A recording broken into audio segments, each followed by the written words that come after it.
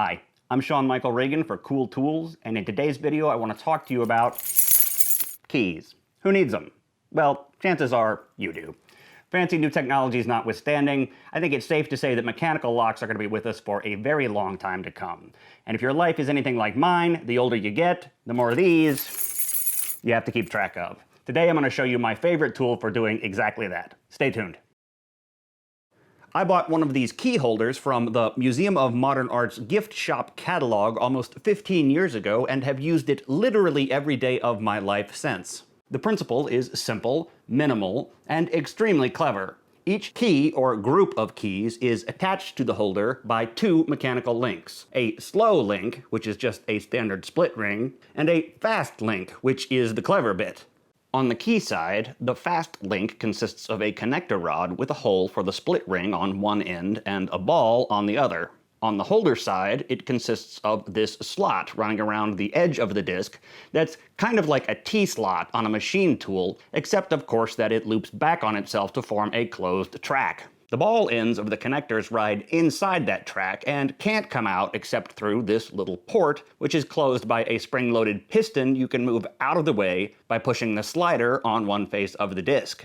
The greatest advantage of this system is that it lets you swap out keys or groups of keys quickly, which is handy if you share access to a common pool of keys, whether they're for vehicles, properties, padlocks, or whatever, amongst your family members or co-workers.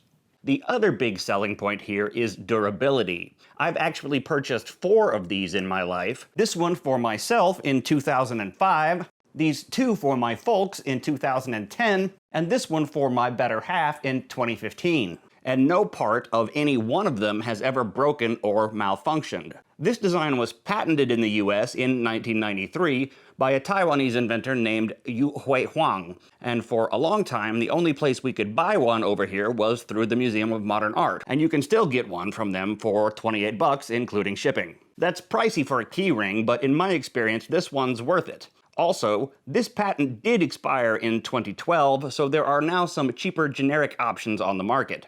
This one, branded Sensi, sells for 20 bucks, including shipping, comes with 6 rings plus a lobster clasp so you can hook it to your belt or bag or whatever, and is available with a number of cosmetic and functional options, including this variant with a wallet chain.